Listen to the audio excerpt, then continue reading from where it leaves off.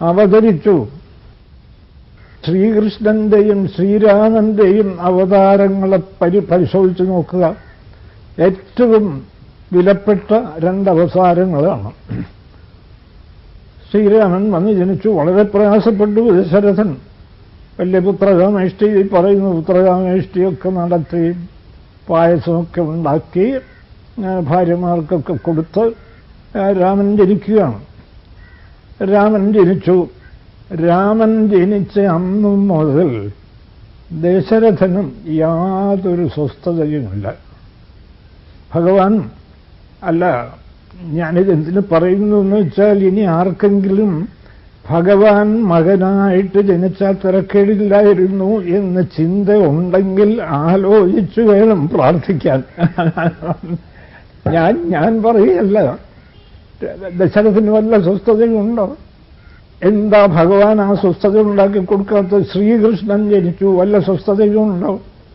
ജയിലിലാണ് കിടക്കുന്നത്. അച്ഛനും അമ്മയും ജയിലിൽ കിടക്കുക. ജയിലിൽ കിടക്കുമ്പോഴാണ് കൃഷ്ണൻ ജനിക്കുന്നത്. അതിപ്പോ എന്ത് ചെയ്യാം? അവർ ജയിലിലായിപ്പോയി. എന്താ ഭഗവാന് ജയിൽ മോചിപ്പിച്ചുകൂടെ?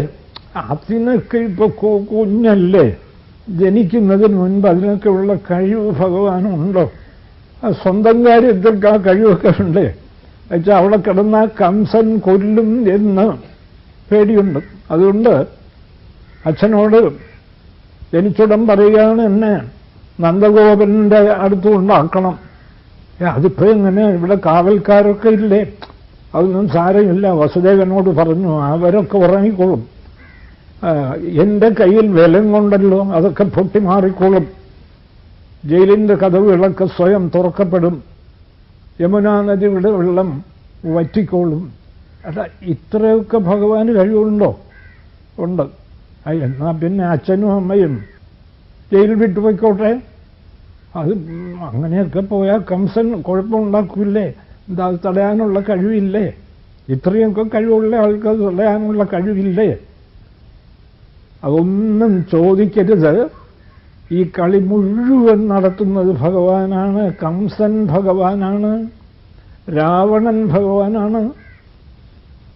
അങ്ങനെ ആയാൽ പിന്നെ ഈ ചോദ്യത്തിനൊക്കെ അവകാശമുണ്ടോ? ഒരു രസം അദ്ദേഹം എന്തിനാ രസിക്കുന്നത്? വാസ്തവത്തിൽ അതിൻ്റെ ആവശ്യമൊന്നുമില്ല. അന്തിമമായിട്ട് അദ്ദേഹം രസിക്കുന്നുമില്ല. സിദ്ധാന്തോ അധ്യാത്മശാസ്ത്രാണാം സർവാപന്നവയവഹി നാവിദ്യ അസ്ഥിനോ മായ.